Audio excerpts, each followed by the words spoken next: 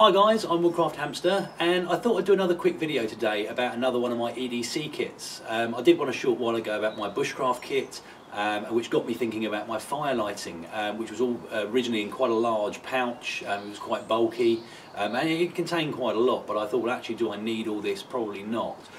So I've now got a new EDC Fire Kit, which is in this pouch. This is just a temporary pouch I'm using. This is actually for my bushcraft kit, and I've got a new one on order, a slightly different style and design, which I'll do a review of when I get it.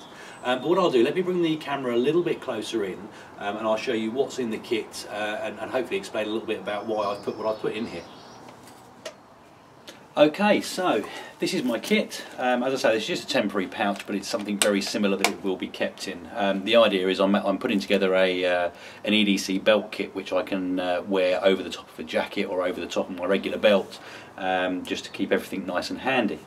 So inside here, once again, I've got an altoids tin, and I'm moving more towards these at the moment in terms of bushcraft kits. I quite like the idea. They're very small, they're portable, you can fit quite a lot in them if you pack them correctly. So to start off with, in the top of the tin lid, I've got my char cloth. Now the bag's not sealed, that was mainly to reduce a little bit of the space so I get it packed in. And this is the char cloth I made in another one of my videos quite recently, and I'll give a little bit of a test of this in a minute.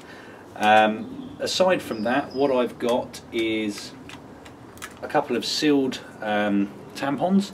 Now inside these packs you get a lot more cotton and essentially tinder material than you would do for a cotton wool ball, plus the benefit, obviously, they are sealed in plastic, which means it keeps them a lot drier, a lot more resilient if you know, it takes a little bit of a dunking in a river or you get caught in the rain.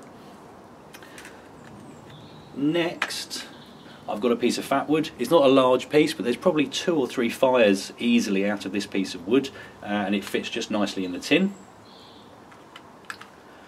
I've got my live fire tinder cord, which hopefully you would have seen my other video on before, and inside this, what we've got, the red material you can just see in there, is a pre-impregnated cord that will take a spark very readily once you fluff it up.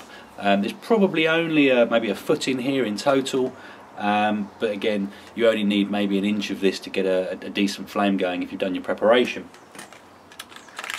I've also got my live fire tinder tin, and again, this is a pre-impregnated material. You rough it up a little bit with your knife, you drop a spark in there, and that's ready to go, and then you can just close it down afterwards and you've got fire.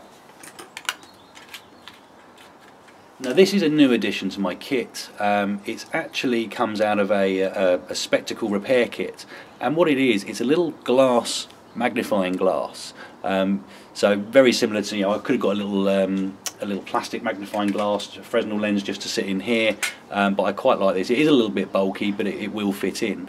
I don't do a lot of solar fire lighting, but I like the idea of being able to do it if we do get a good day. So I've added that in there as well, and it does cover over with its own little sort of cover, just keeps it nice and safe.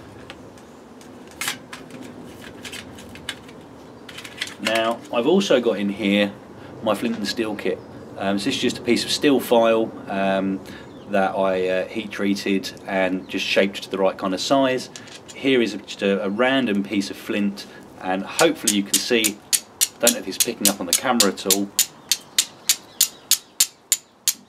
you do get sparks off of this reasonably well, and I'll show you a piece of this char cloth in a second. And then finally I've got some strips of birch bark, because they're always handy. Most of the places I go to have this in abundance, but it's always useful carrying a little bit. And then also a little piece of amadou, mainly because it was nice and small and it fitted in there, and it's a nice material to catch a spark off of a flint and steel. So that is essentially the contents of my fire kit. And to be honest, I can make, I would suggest, a guaranteed fire out of this kit every time. I certainly don't need any more than this. I always carry a lighter with me separately anyway, but this is more for my bushcrafting side of things. Now I will get a fire going with this very, very easily.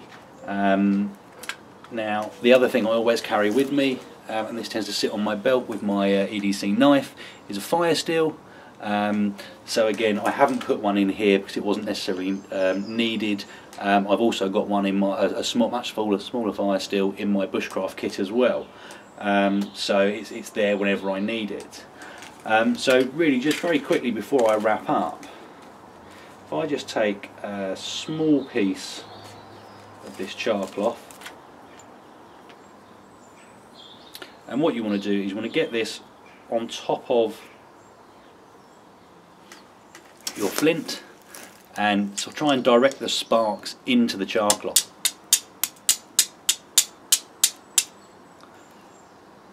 And hopefully you can see there straight away a couple of strikes and you've got a nice charred material. And if you get that in a nest of tinder materials or a tinder bundle, enclose that in with your material, give it a good blow, and you've got fire. Okay guys, well thanks for watching. I hope that was useful and maybe gave you a few ideas of maybe what to put in your own fire lighting kit. Comments and questions below, happy to answer any questions you might have. Feel free to hit subscribe if you'd like to see more, and I hope to see you all next time. Thanks guys.